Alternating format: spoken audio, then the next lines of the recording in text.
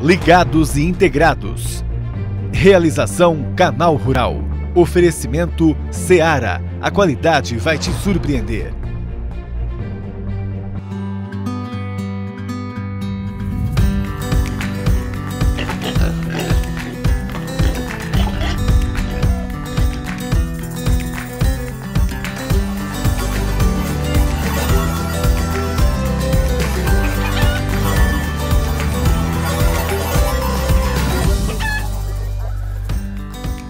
Ligados e integrados no ar, bom dia para você! Hoje vamos saber o que o Ministério da Agricultura e as indústrias do setor estão fazendo para reverter aquela decisão do governo chinês de suspender os envios dos produtos brasileiros.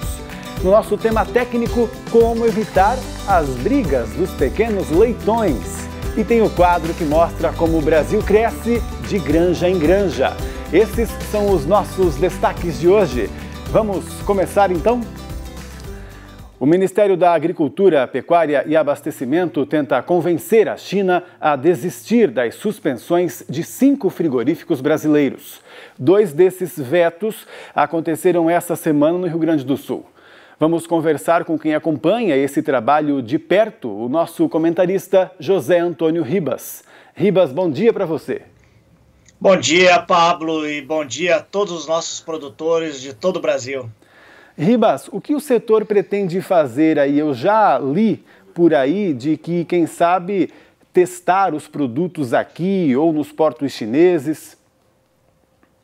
Certo, Pablo. Veja bem, o mais relevante neste momento, e que é o esforço do Ministério da Agricultura, o esforço de todo o setor, é a gente trabalhar com informação qualificada. Mostrar para os nossos clientes, chineses ou não, mas vamos falar agora de chineses, primeiro, que a situação é segura no Brasil, que muitos investimentos foram feitos, que todo o trabalho de controle, de monitoramento, de proteção das pessoas foi feito, está sendo feito e tem sido efetivo. Nós temos inúmeros frigoríficos no Brasil e enfrentamos problema em um ou outro e que foram problemas pontuais e que isso demonstra a eficiência que o setor vem contornando esta pandemia que é gravíssima e que afetou o mundo inteiro, mas aqui no Brasil nós temos mostrado muito protagonismo em conseguir conter esse processo. Então, como eu falei inicialmente, primeiro é qualificar essa informação, mostrar que há controle. Segundo, botar mais informações à disposição ainda, mostrando que não há nenhum risco em relação aos produtos que estão sendo produzidos, nenhum risco, isso é científico e a gente vai mostrar isso de maneira muito contundente através de trabalhos e parcerias com universidades, com o trabalho do próprio Ministério da Agricultura, mas fundamentalmente, Pablo, existe neste momento um processo de desinformação ou de muitas informações sendo colocadas à disposição equivocadas, com números equivocados, mostrando e demonizando os nossos frigoríficos, o que é um absurdo. Porque a cadeia toda investiu muito na proteção do colaborador, na proteção de todo o sistema, foi um dos primeiros setores a fazer esse investimento e que isso tem sido relevante para a gente conter. O que a gente quer demonstrar é isso. O Brasil, de novo, tem feito um trabalho muito sério, como fez no passado, quando houveram surtos de influenza aviária no mundo inteiro, e aqui não houve, porque foi feito um trabalho muito sério. E, novamente, o trabalho no nosso setor tem sido muito sério e a gente quer demonstrar isso com fatos e dados e o Ministério tem sido um parceiro muito grande para que a gente rapidamente tire as dúvidas de cima da mesa e os nossos clientes, fundamentalmente agora chineses, se sintam confortáveis em continuar sendo consumidores dos nossos produtos. Pois é, até surpreende essa situação, né? Como você falou, de estarem demonizando o setor. Não sei se por conta do que ocorreu nos Estados Unidos, aí eles viram as notícias de lá e resolveram perseguir por aqui a mesma situação, porque seria mais fácil, não sei também. Essas suspensões, elas são ruins, mas tanto que, por enquanto, nem surtem também um efeito no nosso processamento e distribuição, né, Ribas? Porque são poucas plantas, inclusive, diante das tantas que a gente tem, né? São 14 de suíno e 45 de frango habilitadas para venderem para a China. Então, impacto nós não temos, por exemplo, nesse sentido, né? Então, veja só os números que você deu, a grandeza. Estamos falando aí de 60 plantas. Quantas dessas plantas passaram por algum momento de crise ou de enfrentamento de uma situação mais difícil? 2, 3, 4. Todas as outras 55 não houveram problemas porque tem sido competente o protocolo de segurança que nós estamos colocando. Essa demonização do setor frigorífico é algo inaceitável. O setor de produção de aves e suínos é um patrimônio nacional. Eu tenho dito, né, Pablo, e feito essa brincadeira, essa comparação muitas vezes, é como se os italianos falassem mal da Ferrari. A Ferrari é um patrimônio da Itália. Nós não podemos fazer desta maneira com o nosso setor, que há muitas décadas atende mais de 150 países, e já tenho dito isso muitas vezes, não se faz isso se não se produzir com qualidade, com cuidado. Foi o setor que primeiro investiu, vamos bafar esses dados, né, Pablo? No final de março, o Brasil acordou para o problema da pandemia e começaram os primeiros protocolos. O nosso setor começou no final de janeiro, ou seja, 60 dias antes nós já estávamos trabalhando na segurança dos colaboradores, na segurança de toda a cadeia de produção. É fato que outros países, você deu o exemplo dos Estados Unidos, demoraram para perceber a importância disso e o quanto os frigoríficos deveriam cuidar disso lá nos Estados Unidos. Mas aqui nós fizemos o dever de casa e é isso que nós queremos mostrar. E aí vem um papel importante da mídia nisso, eu tenho falado um papel importante de vocês, da gente dar uma informação qualificada, uma informação que realmente esclareça e com fatos e dados verdadeiros para que todo mundo perceba o quão sério é o trabalho que tem sido feito na cadeia de produção e que o Ministério da Agricultura atesta isso. Pois é, inclusive todas essas, para o pessoal de casa também saber, né, todas essas plantas aí, elas têm os certificados, né, elas não têm problema algum, inclusive nem o próprio setor, né, Ribas, hoje entende bem o porquê dessas suspensões, né, lógico, porque existe um caso aqui ou ali, de Covid-19, mas o trabalho é feito com o mesmo padrão de todas as outras plantas, né? Tem o CIF e tudo mais, o que já assegura um produto de qualidade para ser enviado à China. Então, o próprio Ministério da Agricultura aqui no Brasil tenta entender o porquê, né? Por que essas plantas, né? Então, é um trabalho realmente que a gente tem que acompanhar de perto aí e prestar nosso apoio, né, como do setor. Com certeza. Veja que há 15 dias atrás saiu a portaria interministerial, portaria 19, com o Ministério da Agricultura, Ministério da Saúde, a Secretaria do Trabalho, do Ministério da Economia, todos eles apontando quais são as ações que precisam ser feitas. Todo o setor está atendendo, todo o setor está trabalhando fortemente em cima disso. Mas, infelizmente, se judicializou muito essa discussão e isso não é bom. Quando a gente vem para a racionalidade, para o campo técnico, nós temos condições de realmente fazer uma demonstração muito contundente do quanto a gente está fazendo um trabalho seguro e um trabalho de proteção das pessoas e um trabalho de continuidade da atividade de produção de alimentos, porque ela é essencial e inadiável. Porque sem alimentos a crise pode ser muito mais grave. E isso tem sido algo responsável que o setor tem feito, Pablo. Pois é, duas situações me chamam a atenção, inclusive. Uma delas que você falou, né? Os italianos falando mal da Ferrari é dar um tiro no próprio pé. Nós também, esse é um dos nossos grandes produtos, não deveríamos fazer isso, né? Porque somos exemplo. E também tem até uma outra situação que aí me causa estranheza, mas não que deveria acontecer em outros setores, mas por que nesse setor é que tem esses olhos mais atentos, né, da jurisdição aqui do Brasil, como você falou aí também. Mas tudo bem, vamos acompanhando e trabalhando, né, Ribas? Agora vamos mudar de assunto. Tem uma outra notícia aqui, a gente continua falando de mercado externo. O Brasil fechou o semestre com queda na receita e no preço das exportações de carne de frango. A receita obtida caiu 7,6% e o preço pago por tonelada diminuiu 9,3%. De acordo com analistas, ainda assim a receita foi compensada porque o dólar subiu. O que aumentou também foi o volume embarcado, em 2%. Os países que mais compraram, como já era de se esperar, foram a China e o Japão. A região do Oriente Médio vem depois, mas com queda no semestre, fato relacionado à crise financeira. Por isso que o Ribas continua aqui com a gente. Ribas, lá no Oriente Médio, eles estão consumindo pelo jeito bem menos, né? Pelo jeito a crise pegou lá. Por quê? Eles estão comprando menos dos países exportadores e também até um país ou outro lá que produz, caiu muito a produção, né? Como é que vocês avaliam aí que pode ser essa recuperação deles? Vamos olhar, nós temos que olhar sobre dois ângulos toda essa questão. Olhando curtíssimo prazo, momento, e olhando no longo prazo. No curtíssimo prazo, né, Pablo, está muito instável, o mercado todo está muito instável. Existe a crise, a pandemia acontecendo em diversos países, consumidores com muita dificuldade de entender como isso vai acontecer, países revendo protocolos, então as movimentações de cargas acabam sendo afetadas, existe uma insegurança de moeda também, o dólar oscilou muito nesse primeiro semestre, então muitas variáveis aconteceram. E também é preciso reforçar que alguns países vêm investindo na sua produção local, aumentando também a sua disponibilidade local. Dadas essas variáveis, acontecem essas oscilações de mercado, hora de preço, hora de volume, hora de mix de produção. Mas se a gente olhar um olhar um pouco mais profundo e subir o farol e olhar um pouco mais longe, nós vamos ver o seguinte. Primeiro, nós continuamos liderando o mercado de exportação de aves, continuamos crescendo no mercado de exportação de suínos, o mundo vai estar mais atento ao alimento seguro em função de toda essa pandemia, e isso torna o Brasil o país relevante e com condições de ser protagonista neste mercado.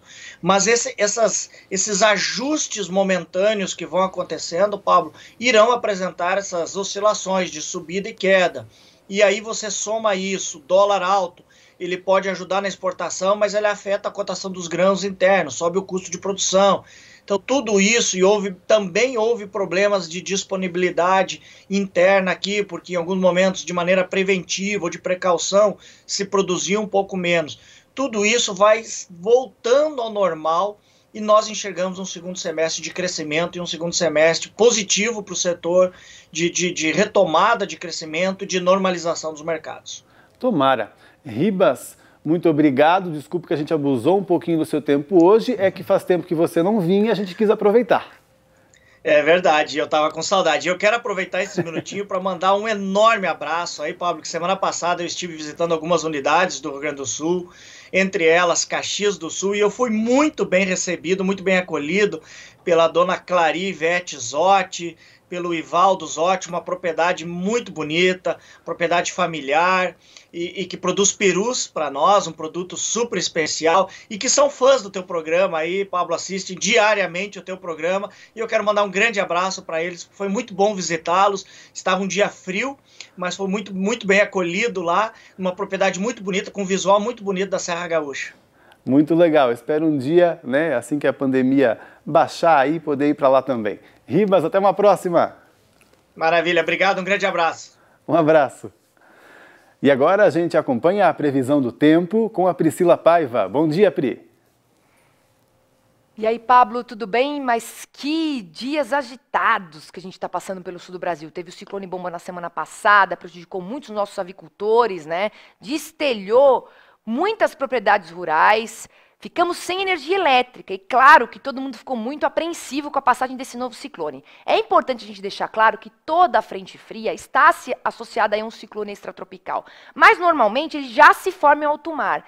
Esse que a gente teve se formou aqui no interior da região sul, mas diferente do da semana passada, ele rapidamente, no decorrer dessa quarta-feira, vai ser afastado para o oceano, tirando o risco de novos vendavais para o sul do Brasil. Mas é claro que antes dele ir embora, ele provoca ventos aí de 80 a 100 km por hora, tem chuva forte na área em vermelho do mapa, então entre o nordeste do Rio Grande do Sul e sul de Santa Catarina, a gente com certeza já registrou volumes muito altos. E o que você tem ao longo desta quarta-feira? Chuva para os 3 estados do sul, mas para o Paraná ela não vem em grande intensidade. E a tendência é que no decorrer das próximas 24 horas, o sistema vai perdendo força. Então, a gente não vai ter aí novos transtornos, assim que a gente espera a meteorologia, justamente porque o ciclone está sendo jogado ali para o oceano.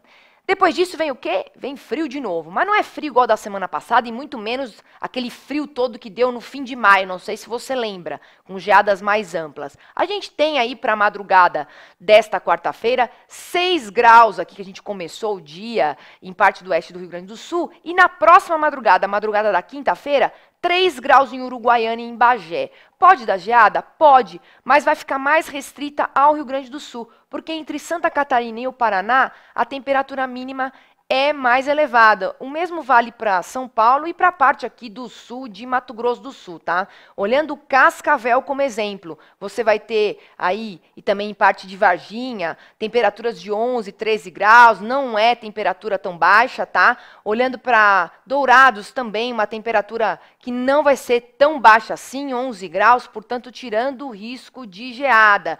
Para Ponta Grossa, a temperatura é um pouquinho mais baixa, a gente consegue observar aqui 5 graus, mas também não são aqueles 3 graus que dão geada. Portanto, nesta semana, claro que a gente fica em alerta, porque as áreas que vão ser afetadas são as mesmas da semana passada, mas a gente espera que os transtornos sejam menores. Eu volto na quinta-feira para fazer uma previsão especial para Chapecó. Ah, legal. O pessoal lá do Oeste Catarinense está esperando então. Pri, obrigado pelas informações. E agora a gente faz um intervalo. Depois a gente vai falar do comportamento dos leitões. Por que eles brigam e como nós podemos evitar? É importante, hein? Porque um machucado na pele pode se transformar em um problema bem maior. Você vai ver já já.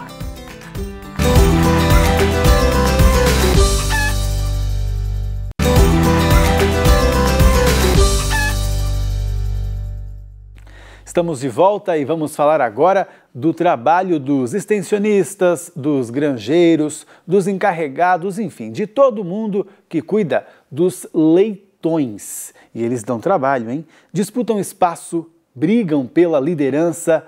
Vamos primeiro entender o comportamento desses pequenos nesse vídeo que a repórter Júlia Fabre e a editora Lela Lima prepararam pra gente. Bom dia, Pablo. Bom dia a todos. Vamos falar sobre as boas práticas de manejo nas creches, onde os leitões permanecem por aproximadamente 6 semanas. Um dos objetivos do manejo nas creches é diminuir o estresse pós-desmame. Então os produtores têm que ser pacientes, calmos e sempre lembrar que existe uma questão de hierarquia entre os leitões, o que pode fazer com que eles acabem manifestando um comportamento fora do normal, ou seja, isso pode fazer com que eles acabem brigando. Para que os animais fiquem tranquilos nas granjas, é preciso priorizar o bem-estar. Temperatura confortável, ventilação eficiente, alimentação e água à vontade e de qualidade para que não haja competição, um ambiente higienizado, livre de contaminações e nada de lotação excessiva nas baias. Alguns produtores colocam atrativos nas baias dos leitões para distrair os animais e evitar agressões ou atos de canibalismo. Quando chegam às creches, os leitões estão se adaptando às novas instalações e encerrando o ciclo patológico da maternidade. Animais estressados podem manifestar comportamentos anormais. Os leitões nascem com pelo menos 8 dentes e nenhum produtor quer ver os animais mordendo as caudas uns dos outros, a orelha ou provocando sucção do umbigo. Estamos falando de problemas graves que podem evoluir para severas infecções e comprometer a integridade e a saúde dos leitões. Além de causarem muito sofrimento aos animais, as lesões de pele provenientes de brigas se traduzem em prejuízos para os produtores. Para evitar o comportamento agonístico nas creches, ou seja, quando os animais mordem ou brigam entre si, os leitões podem ser separados por peso ou sexo. Os suínos tendem a formar grupos com estrutura social bem definida e hierarquia de dominância. Na linha de domínio, geralmente estão os animais de maior porte ou com maior idade sexual. O lugar mais baixo é ocupado pelos animais mais fracos ou de menor tamanho.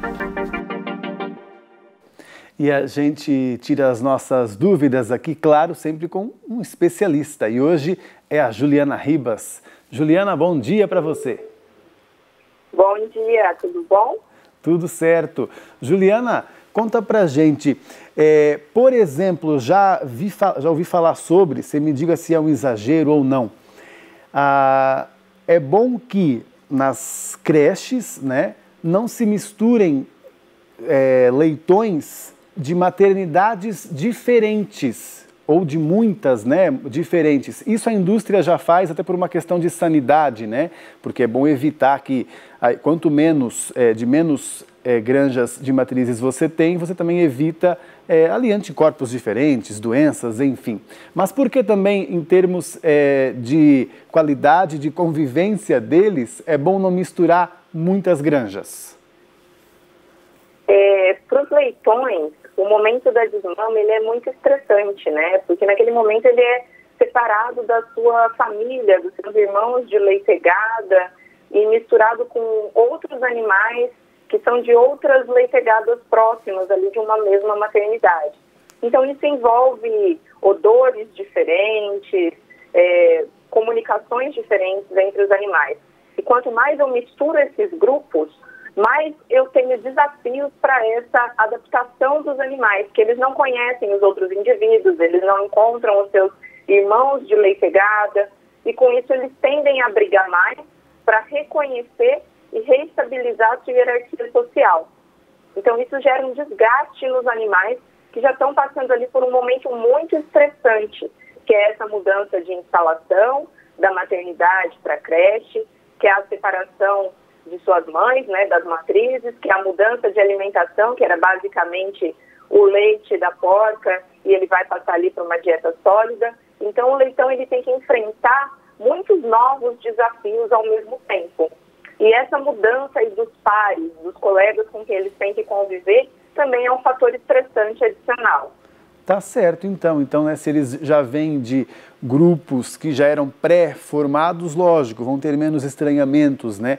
E aí, vamos falar da creche agora, de quem trabalha lá, né, Juliana? O que um profissional pode fazer? A gente sabe, sempre vê aqui, né, por exemplo, os brinquedos colocados na granja, o que mais pode ser feito? Certo. Para reduzir esse estresse da desmama, é muito importante com que o manejador ali, a pessoa que está cuidando dos leitões, ela estabeleça um relacionamento positivo com esses animais. E como ela faz isso? Os leitões, eles acabaram de perder a sua estabilidade social, acabaram de perder a referência que eles têm, que era a matriz. Então, eles precisam encontrar uma outra referência de manejo. Então, o manejador passar várias vezes por dia, estimulando os animais a irem ao comedouro, estimulando esses animais a beberem água, a encontrarem a fonte de água, o manejador conversando com esses animais, falando literalmente em tons de voz calmo, isso estimula os leitões de forma positiva, porque os suínos, eles são animais sociáveis. Além disso, os brinquedos são muito importantes para ajudar a redirecionar o comportamento, já que os leitõezinhos, eles são muito ativos, né? Eles passam aí 70%, 80% do dia deles buscando atividades para fuçar, eles são curiosos. E se eu tenho instrumentos dentro da baia que direcionem esse comportamento de forma positiva, isso auxilia para os animais não acabarem desenvolvendo o que a gente chama de comportamentos aversivos ou não desejados. Pois é, até ia te perguntar isso, né? Como que seria a melhor adaptação? Deixá-los mais à vontade, ou seja, ficar meio de longe observando, tal, ou ficar o maior tempo possível perto deles? Na verdade, a gente tem que ter um equilíbrio, né? Não é nem ficar o maior tempo possível em cima, nem ficar totalmente de longe.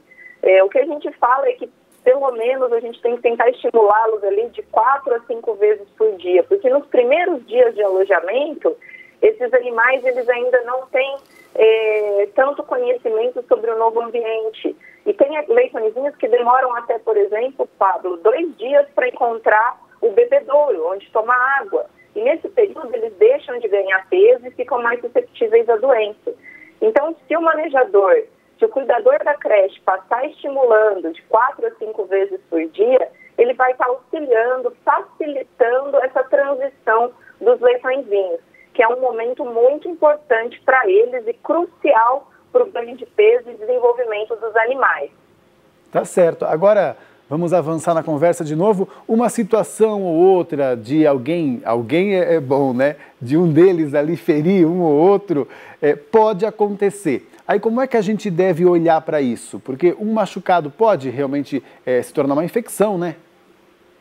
Sim, com certeza. Um machucado ele pode se tornar uma infecção. E a melhor forma de trabalhar com os leitões é prevenindo a manifestação desses comportamentos de um machucar ao outro, que seria uma mordedura de cauda, ou uma mordedura no flanco, ou mesmo, às vezes, na orelha, ou chupar o umbigo, que acontece nessa fase. E como que a gente previne esses comportamentos? A gente previne, primeiro, estabelecendo idades de desmama adequada, né? Buscando não desmamar os leitões com menos de 21 dias, porque ali eles vão ter uma maior dificuldade de adaptação neurológica e vão sentir muito mais a falta de suas mães. E eles acabam mimetizando esse comportamento da mamada, direcionando para o umbigo dos demais. Isso mostra que o leitão está muito estressado, ele não está conseguindo se adaptar ao novo ambiente. E a referência da sucção é uma referência que leva à matriz lá na maternidade. Por isso ele executa esse comportamento anormal. E esse comportamento anormal ele pode gerar hérnia nos seus pares, ele também pode gerar sangramentos e prejudicar os outros leitões. Então, a idade de desmama é um ponto importante. O outro, que a gente já falou e que você falou muito bem, é evitar ao máximo o excesso de mistura de origens, né? Porque quanto mais indivíduos estranhos eu tiver para ele se adaptar, pior vai ser a briga por hierarquias. O outro fator é eu realmente estimular a alimentação adequada, eu ter ali água disponível e de fácil acesso, para esse leitãozinho realmente estar saciado, ter suas necessidades básicas atendidas. E ter também os brinquedos, os fatores de distração, para caso ele sinta essa necessidade comportamental da sucção ou de mordiscar, que faz parte do comportamento do suíno, essa curiosidade toda, ele redireciona esse comportamento para esses objetos. E esses objetos, preferencialmente, eles podem ser cordas de algodão, cordas de sisal, que o animal ele consegue deglutir, que ele consegue destruir. Eu posso utilizar também uma técnica de correntes ramificadas, que permite com que os leitões interajam mais de um ao mesmo tempo com o outro. Também existem aí brinquedos plásticos comerciais que o produtor pode encontrar em casas agropecuárias. Alguns colocam, inclusive, garrafas ou outras alternativas. Cada brinquedo desse vai ter um potencial de ação diferente sobre o leitãozinho. E os brinquedos mais interessantes são aqueles que o leitãozinho consegue brincar com seus colegas ao mesmo tempo, porque o suíno é um animal social. Então tem que imaginar que o leitãozinho é como criança de 3 anos que acabou de ir para uma creche. Ele vai brincar com os amiguinhos e que ele consiga destruir esse objeto ou modificar esse objeto. Muito legal o nosso papo. Juliana, obrigado, viu? Bom trabalho para você aí. Obrigada a você, Pablo. Um abraço. Até a próxima. E agora é hora de ouvir a história de sucesso de um produtor contada por ele mesmo. E assim a gente vai percebendo que o Brasil cresce de granja em granja.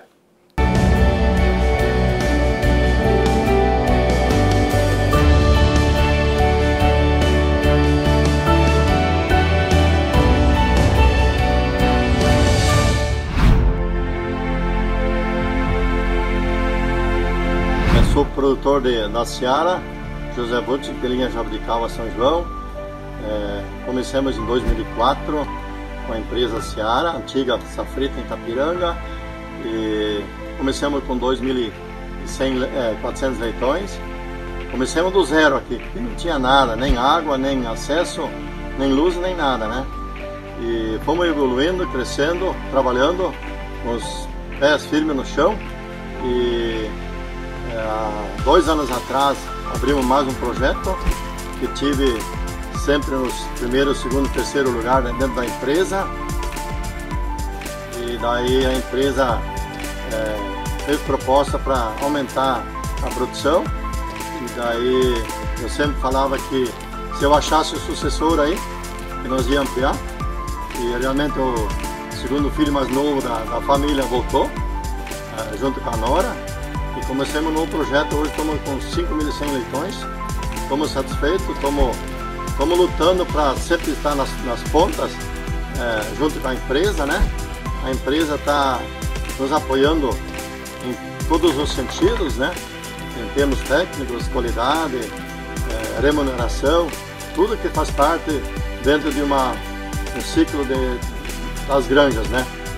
E tomara que a situação nos permita que nós vamos ampliar de repente mais um dia para mais um barracão, ou melhorando aquilo que a gente tem, e para continuar sempre junto com a empresa, né? E lutando com essa situação que nós temos. Todo mundo sabe, né, que não é fácil, mas junto com a empresa nós venceremos tudo isso aí.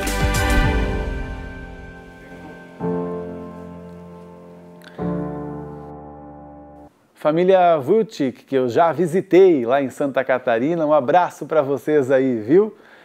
E agora o nosso programa fica por aqui, então a gente se encontra amanhã, 11h30 da manhã, aqui no Canal Rural. Tchau, tchau!